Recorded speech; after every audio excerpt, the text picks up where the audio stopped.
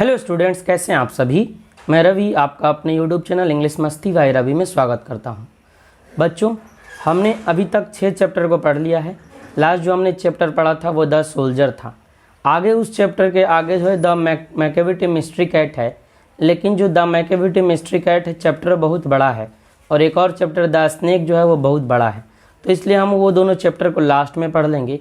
इसके पहले हम फायर हिम और एक ग्रैंड मदर्स हाउस पढ़ लेते हैं, लास्ट में हम उसको चैप्टर पढ़ लेंगे।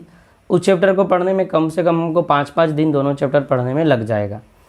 तो लास्ट 2 चैप्टर बचेगा, है ना, बाकी सारे चैप्टर खत्म हो जाएगा तो वो भी खत्म हो जाएगा। ठीक है, तो आज हम लोग पढ़ेंगे फायर हिम। कौन सा चैप्टर पढ़ेंगे? Fire him. ठीक है, जिसके लेखक कौन है? के दारूवाला। देखिए यही है, यही के दारूवाला है। तो चलिए हम लोग आज की क्लास को शुरू करते हैं। ठीक है, तो चलिए हम लोग स्लाइड पे चलते हैं। तो चलिए हम आज की क्लास को देखते हैं। आज की क्लास में हमें क्या पढ़ना है? Fire him. फायर हिम मतलब पहले क्या होता है वो जानते हैं। फायर मतलब होता है आग और हिम मतलब होता है गुणगान करना। तो इस कविता में कवि जो है आपको अग्नि के गुणगान, अग्नि के बखान, अग्नि क्या क्या करती है उसी के बारे में बताए हैं। और यही देखिए के दारूवाला। कौन है? यही के दारूवाला है। पढ़ते हैं। सबसे पहले हम जो लिखा हुआ है उसको, उसके बाद हम उसके मीनिंग को देखेंगे, तब जाकर के हम उसके हिंदी को समझेंगे। तो देखिए क्या लिखा है। के Daruwalla 1937 the recipient of Sahitya Akademi award 1984 and Commonwealth poetry award is a landscape poet of eminence and a well known writer of short stories. अब पहले हम सब मीनिंग को देख लेते हैं, जो भी हार्ड वर्ड इसमें है। तो पहला है रेसिपिएंट। रेसिपिएंट मतलब होता है प्राप्त करने वाला। ठीक है, साहित्य अकादमी अवार्ड देखिए यही है, साहित्य अकादमी अवार्ड इसी तरीके का होता है, एक ट्रॉफी। कॉमनवेल्थ मतलब होता है राष्ट्रमंडल। ठीक है, पोइट्री अवार्ड मतलब कविता के लिए पुरस्कार मिला। लैंडस्केप मतलब होता है परिदृश्य। लैंडस्केप मतलब होता है उत्कृष्ट परिदृश्य, है ना। आगे देखिए इमिनेंस मतलब होता है कवि। इमिनेंस मतलब होता है प्रतिष्ठा, है ना, या प्रसिद्धि। आगे देखिए वेल नोन मतलब होता है अच्छी तरीके से जाने जाते हैं। और राइटर ऑफ शॉर्ट स्टोरीज मतलब कि लघु कथा को लिखने वाले। ठीक है, अब समझते हैं। तो बोल रहा के दारूवाला जिनका जन्म 1937 ईस्वी में हुआ था। यहाँ से फर्स्ट एक आपका पहला ऑब्जेक्टिव बना कि के दारूवाला का जन्म कब हुआ था? 1937 ईस्वी में। बोल रहे हैं the recipient of Sahitya Akademi award 1984 and Commonwealth poetry award. इनको जो है वो 1984 ईस्वी में साहित्य अकादमी पुरस्कार मिला था। यही देखिए साहित्य अकादमी पुरस्कार है। तो के दारूवाला को 1984 में साहित्य अकादमी पुरस्कार मिला था और साथ ही साथ राष्ट्रमंडल कविता पुरस्कार भी मिला था, है न। कॉमनवेल्थ मतलब होता है राष्ट्रमंडल। राष्ट्रमंडल में वही देश आते हैं जिस पर इंग्लैंड जो है ना वो राज पहले कर चुका था। मतलब कि वैसा राज्य, वैसा देश जिस पर पहले इंग्लैंड राज किया था, जिसको इंग्लैंड उपनिवेश अपना बनाया था, उसी को बोलते हैं कॉमनवेल्थ। जो भी है राष्ट्र होता है, कॉमनवेल्थ कंट्री होता है, वही होता है। ठीक है, हमारे देश में कॉमनवेल्थ गेम्स भी होता है, तो इसमें वही देश भाग लेते हैं जो अंग्रेज के गुलाम थे, है ना। तो कॉमनवेल्थ कंट्री वही उन्हीं देशों को मिला करके बना है और वही उन्हीं लोगों को, उन्हीं देश के जो कवि होते हैं उनको कॉमनवेल्थ पोएट्री अवार्ड दिया जाता है। ठीक है, तो के दारूवाला को 1984 में क्या मिला, है ना, साहित्य अकादमी पुरस्कार। दूसरा ऑब्जेक्टिव यहां से निकल गया कि साहित्य अकादमी पुरस्कार के दारूवाला को कब मिला? 1984 ईस्वी में। आगे क्या बोल रहा है देखिए, इज ए लैंडस्केप पोएट। वह एक उत्कृष्ट परिदृश्य के कवि हैं, मतलब कि एक जाने माने अच्छे कवि हैं। Of eminence and well known writer of short stories, मतलब वो एक उत्कृष्ट कवि तो हैं ही और एक लघु कथा लेखककार के रूप में भी अच्छी तरीके से वो जाने जाते हैं। उनकी प्रसिद्धि प्रतिष्ठा किस रूप में भी है? तो एक लैंडस्केप पोएट में तो है ही और दूसरा आपका राइटर ऑफ शॉर्ट स्टोरीज में भी है, मतलब कि लघु कथाकार के रूप में भी उनकी जो प्रसिद्धि भारत में है और एक आपका वो लैंडस्केप पोएट भी हैं। ठीक है, आगे देखिए नेक्स्ट स्लाइड में क्या बोल रहा है। आगे देखिए क्या बोल रहा है, his poetry is in his own words a totally impressionistic recording of subjective responses. He claims his poems to be rooted in the rural landscape and hence earthy. ठीक है, अब पहले मीनिंग देख लेते हैं एक। पोइट्री मतलब तो कविता हो गया, ओन वर्ड्स मतलब होता है अपने अंदाज में, टोटली मतलब पूर्णता, इम्प्रेशनिस्टिक मतलब होता है प्रभावशाली, रिकॉर्डिंग मतलब अभिलेखन, सब्जेक्टिव मतलब होता है व्यक्तिपरक, और रिस्पॉन्सेज ये दोनों को मिला दें तो व्यक्तिपरक प्रतिक्रियाओं। ठीक है, क्लेम मतलब होता है दावा करना, रूटेड मतलब होता है जड़ में, या तो जड़ में तो नहीं होगा, यहाँ निहित होता है। ठीक है, रूरल लैंडस्केप मतलब होता है ग्रामीण परिदृश्य, और अर्थी मतलब क्या होता है व्यवहारिक। वैसे तो अर्थ मतलब क्या होता है पृथ्वी, लेकिन अर्थी मतलब क्या हो गया व्यवहारिक, मतलब कि जो पृथ्वी से जुड़ा हुआ है उसको अर्थी बोलते हैं। ठीक है, नेक्स्ट देखिए अब क्या बोल रहे हैं, his poetry is in his own word. इनकी जो कविता है इनके अपने अंदाज में ये लिखते हैं। इनकी जो कविता है ये कैसे लिखते हैं, ये अपने अंदाज में लिखते हैं। A totally impressionistic recording of subjective responses. और इनकी जो कविताएं हैं वो व्यक्तिपरक अभिलेखन से पूरी तरीके से प्रभावित होती है। इनकी जो कविताएं हैं वो पूरी तरीके से व्यक्तिपरक प्रतिक्रियाओं से क्या होती है, वो भरी होती है। मतलब इनकी कविताएं समाज को लेकर के जुड़ी हुई है ना। आगे हम देखेंगे ना इनकी कविताएं कैसी कैसी है। तो इनकी कविताओं में पूर्णता आपको क्या देखने को मिलेगा, एक प्रभावशाली अभिलेखन देखने को मिलेगा जो सब्जेक्टिव रिस्पॉन्सिव से क्या है जुड़ा हुआ है, जो व्यक्तिपरक प्रतिक्रिया से जुड़ा हुआ है, मतलब कि व्यक्ति से ही रिलेटेड कविताएं हैं। आगे देखिए क्या बोल रहा, he claims his poem to be rooted. ये अपने कविता में यह दावा करते हैं, क्लेम मतलब क्या होता है दावा करना। ये अपनी कविता में यह दावा करते हैं कि इनकी जो कविताएं हैं वो जमीन से जुड़ी हुई है। कैसे जुड़ी हुई है, जमीन से जुड़ी हुई है। In the rural landscape and hence earthy, है ना। और इनकी जो कविताएं वो ग्रामीण परिदृश्य से जुड़ा हुआ है। ये देखिए हम ग्रामीण परिदृश्य का कुछ पिक्चर भी आपको लिए हैं। ये सारा क्या है ग्रामीण परिदृश्य है, रूरल लैंडस्केप है। आपको भी जब ग्रामीण परिदृश्य के अगर कोई स्टूडेंट हैं तो आप भी अपने घरों में देखते होंगे, जो आप अगर गांव में हैं तो इस तरह का खेत मिलता है आपको इस तरीके से बना हुआ, वहाँ काफ़ी अच्छा लगता है ना। जाके कोई पेड़ रहता है, आराम से रहिए, मज़ा लगता है, हवा भी हल्का हल्का चलता है। तो इनकी जो कविताएं हैं वो जमीन से जुड़ी हुई कविताएं हैं और पूर्णतः ग्रामीण परिदृश्य से जुड़ी हुई कविताएं, मतलब कि एकदम आदमी के रूट से जुड़ी हुई कविताएं हैं, जमीन से जुड़ी हुई नहीं। जैसे बोलते हैं कुछ लोग जो होते हैं वो जमीन से जुड़े हुए लोग हैं, नहीं। आपके घर में भी कोई लोग होंगे वैसा जो किसी आपके गांव के लिए काम करते हैं, तो हम उनके लिए यह बोलते हैं कि वो जो व्यक्ति है वो जमीन से जुड़ा हुआ व्यक्ति है। तो उसी तरीके से इनकी जो कविताएं हैं वो जमीन से जुड़ी हुई कविताएं हैं, इसलिए इनकी जो कविताएं हैं वो सारा क्या है व्यवहारिक कविता है। मतलब कि जो हम लोग के आम जीवन में जो घटना घटती है ना, जो व्यवहार में यूज हम लोग करते हैं, उसी टाइप का इनका क्या है कविता है। ठीक है, नेक्स्ट आगे स्लाइड देखते हैं हम लोग। आगे देखिए क्या बोल रहे हैं, ही sons sophistication as he thinks that it while adding gloss take away the power of verse. The themes of his poetry are love, death, domination, cynicism, plight of human society and violence. अब समझिए क्या इसमें बोलना चाह रहे हैं कवि। ठीक है, मतलब कवि के बारे में इसमें क्या बताना चाह रहा है। सबसे पहले तो हम मीनिंग देखते हैं। सन मतलब होता है दूर रहना, सोफिस्टिकेशन मतलब होता है कृत्रिमता, मतलब क्या कृत्रिमता मतलब बनावटी होता है ना।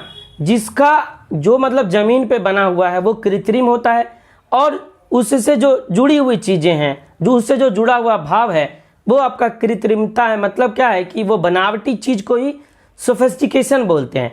कृत्रिमता यदि आपको समझ में नहीं आ रहा है तो आप समझ लीजिए बनावटी चीज। ठीक है, जो बनावटी चीज है उसको कृत्रिमता बोलते हैं। थिंग्स मतलब होता है सोचना। आगे देखिए एडिंग ग्लॉस मतलब चमक होता है। टेक अवे मतलब दूर होना। आगे देखिए वर्स मतलब होता है पद।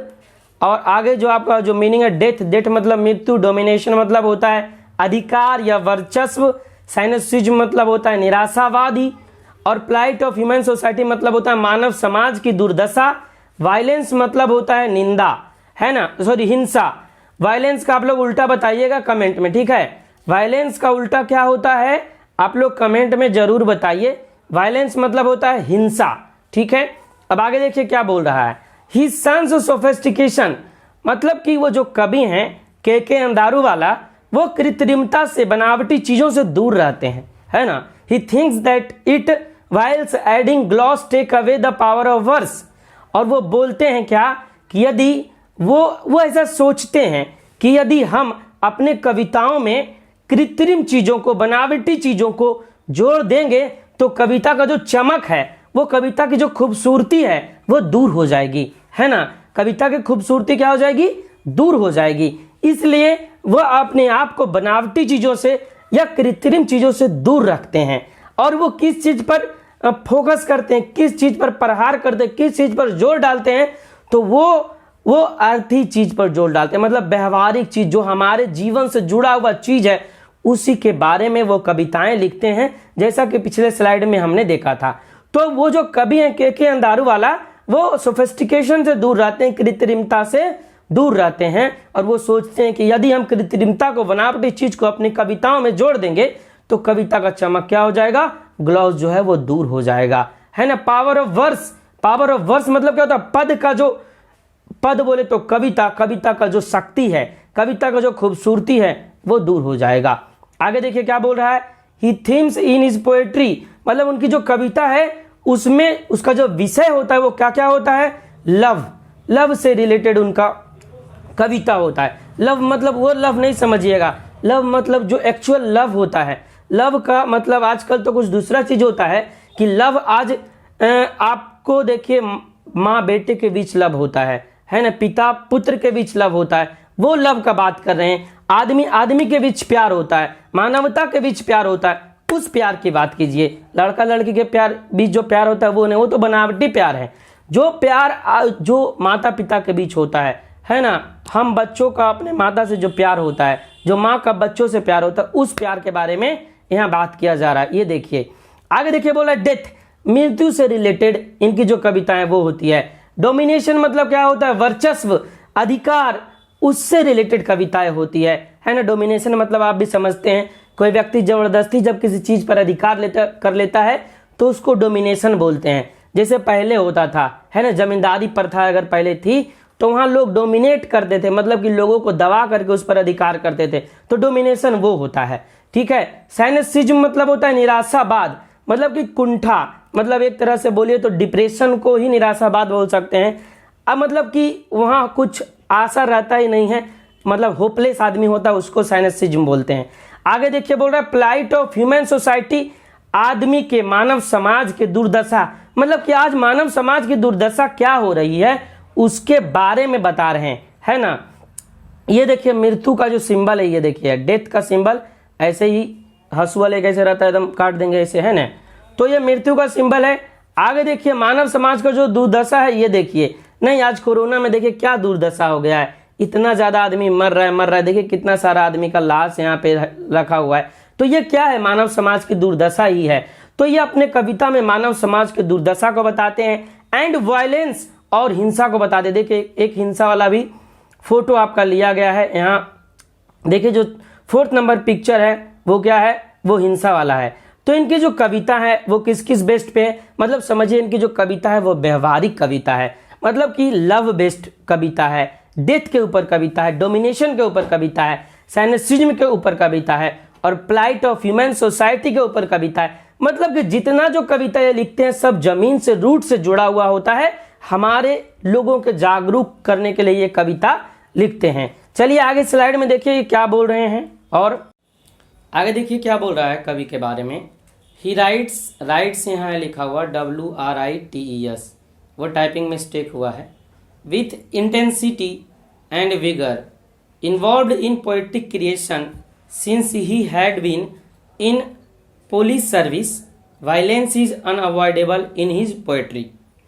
अब पहले मीनिंग को देख लेते हैं। राइट्स मतलब तो लिखना हो गया, इंटेंसिटी मतलब होता है तीव्रता या उग्रता, वेगर मतलब होता है जोश, इन्वॉल्व मतलब होता है शामिल, पोएटिक क्रिएशन मतलब होता है काव्य रचना या संरचना, सिंस मतलब चूंकि, ठीक है ना, पुलिस सर्विस मतलब पुलिस सर्विस, वायलेंस मतलब हिंसा, अनअवॉइडेबल मतलब होता है जिसे छोड़ा नहीं जा सकता है, मतलब जो जरूरी होता है, अपरिहार्य यदि आपको समझ में नहीं आ रहा है तो आप समझिए जरूरी, कंपलसरी, उसका मतलब क्या हो गया अनअवॉइडेबल। ऐसे अवॉइड मतलब होता है दूर करना, और अवॉइडेबल मतलब दूर करने योग्य, लेकिन अनअवॉइडेबल हो गया तो मतलब जिसे छोड़ा नहीं जा सकता, है ना। इन हिज पोइट्री मतलब उनके काव्य में, कविता में। आगे देखिए फिर समझते हैं इनको। बोल रहा ही राइट्स विथ इंटेंसिटी, वो जो है वो एक उग्रता और जोश के साथ लिखते हैं। कैसे लिखते हैं? उनकी कविता में जोश होता है, उग्रता होता है, मतलब क्या कि वो दिखाते हैं अपनी भावनाओं को, उग्र भावना को, ठीक है ना। बोल रहा है कि इन्वॉल्व इन पोएटिक क्रिएशन, उनकी जो काव्य संरचना होती है उसमें जोश होता है, उग्रता होता है। ऐसे नरम नरम वाला कविता वो नहीं लिखते हैं। कविता में मतलब पढ़ने से ऐसा लगेगा कि नहीं कुछ पूरा एकदम जोर से, मतलब कि जोश वाला कविता लिख रहे हैं, है ना, कुछ प्रहार कर रहे हैं, है ना। वर्ड से ही तो बहुत सारा चीज होता है, वर्ड से ही देखते हैं आप, यदि किसी को दो अच्छा वर्ड बोलते हैं तो वो आपसे अच्छे से बात करता है, यदि उग्र होकर बात कीजिए उससे तो आपसे भी उग्र होकर बात करेगा, गाली से बात कीजिएगा तो भी गाली से बात करेगा। तो उसी तरीके से कवि जो है वो इंटेंसिटी, उग्रता और जोश के साथ कविता लिखते हैं। उनकी काव्य संरचना में आपको इंटेंसिटी और विगर दिखेगा, विगर मतलब जोश। क्यों ऐसा होता है? क्योंकि since he has been in police service, क्योंकि वो एक पुलिस सर्विस में थे, मतलब कि वो पुलिसमैन थे, है ना। पहले कविता लिखने के पहले वो पुलिस सर्विस में थे, तो इसीलिए इनकी कविताओं में हिंसा आपको देखने को मिलेगा ही, थोड़ा सा पुलिस वाला नेचर तो आएगा ही, है ना। पुलिस को देखिए गाली भी सीखना पड़ता है, गाली भी देना पड़ता है, थोड़ा अच्छे से भी बात करना पड़ता है, गुस्सा भी करना पड़ता है, क्योंकि काम ही पुलिस वाला वैसा ही है ना। जो जैसे समझता है उसको वैसे समझाना पड़ता है। तो इसलिए इनकी कविता में वायलेंस होता ही है, वायलेंस इज अनअवॉइडेबल, मतलब इनकी कविता जो है उसमें वायलेंस होगी, है ना, उसको टाला नहीं जा सकता, उससे मुंह नहीं आप मोड़ सकते, उसको दूर नहीं कर सकते, क्योंकि जो पुलिस होता है, यदि आप भी पुलिस वाला काम कीजिए तो आपका जो छवि है वो कुछ उस तरीके से बन ही जाता है। क्योंकि कोई भी व्यक्ति 60 साल तक नौकरी करता है ना बाबू, तो 60 साल में वैसा उसका मन तो जरूर होगा, क्योंकि काम तो उसी लायक न कर रहा है। इसलिए इनकी कविता में आपको वायलेंस देखने को मिलेगा ही, है ना। और ये कविता भी उसी टाइप से लिखते हैं कि इंटेंसिटी और उग्रता होती है। क्यों? क्योंकि ये पुलिस सर्विस में, वहां तो गाली भी सीखना पड़ता है, अच्छे से भी बात कीजिए, गोली भी चलाना पड़ता है, तो सारा काम करना है। तो ये अपने कविता में भी गोली चला रहे हैं ना, मतलब कि उग्र तरीके से लिख रहे हैं, वायलेंस भी दिखा रहे हैं, है ना। आगे देखिए इनकी कविताएं कौन कौन सी है वो देख लेते हैं। आगे देखिए क्या बोल रहा है। His important volumes of verse include Under Orion, Apparition in April 1971 और क्रॉसिंग ऑफ रिवर्स 1976। इनकी जो महत्वपूर्ण काव्य संकलन है, पद संकलन है, मतलब कविता का जो संकलन है। वॉल्यूम मतलब आप क्या समझते हैं? वॉल्यूम मतलब एक दो कविता नहीं होता, उसमें कविता 10, 20, 50 ऐसे होता है। तो एक बुक में बहुत सारी कविताएं होती है और सारा एक ही कवि द्वारा लिखा जाता है, इसलिए उसको क्या बोलते हैं? संकलन बोलते हैं। और कविता के संकलन को वॉल्यूम बोल सकते हैं। कविता का भी देखते हैं, कवि कोई बुक ऐसा होता है उसका भी वॉल्यूम मिलता है, वॉल्यूम 1, वॉल्यूम 2, वॉल्यूम 3, इस तरीके से, ठीक है। तो उसी तरीके से इनका जो काव्य संकलन है वो किस किस किताब में शामिल है? तो इनका किताब अंडर ओरियन, वो जो छपा था 1917 में, वो है। दूसरा है एपरेशन 1971 में, अप्रैल 1971 में। और तीसरा बुक है क्रॉसिंग ऑफ रिवर्स 1976 में, ठीक है। तो पहले वीडियो में हमने कवि के परिचय को जान लिया कि कवि कब जन्म लिए, वो किस तरीके से कविता लिखते हैं, वो कहाँ कहाँ थे, है ना, उनकी कविता का संकलन किस किस बुक में है। तो ये हमने जाना फर्स्ट वीडियो में कवि के परिचय को। आगे जो आने वाला वीडियो है उसमें हम कवि के कविता को देखेंगे कि कवि जो है वो फायर हिम यानी अग्नि के गुणगान, अग्नि के चित्रण में कवि क्या क्या बता रहे हैं, ठीक है। कविता आपको देखने में बहुत मजा लगेगा क्योंकि उसमें कुछ कुछ नया नया चीज हम ऐड किए हैं। आई होप आज का वीडियो आपको अच्छा लगा होगा। वीडियो अच्छा लगा तो सबका सब लाइक जरूर कीजिए और वीडियो आप लोग अपने फ्रेंड को ज़्यादा से ज़्यादा शेयर कीजिए ताकि वो लोग भी इस वीडियो से लाभ उठा सकें। ठीक है, मिलते हैं फिर आपसे नेक्स्ट वीडियो में। तब तक के लिए जय हिंद, वंदे मातरम। खुश रहें, तंदुरुस्त रहें, मस्त रहें। और हमारा नारा तो एक ही है, पढ़ेगा बिहार तभी तो बढ़ेगा बिहार। ठीक है, जय बिहार, जय हिंद। मिलते हैं फिर नेक्स्ट वीडियो में।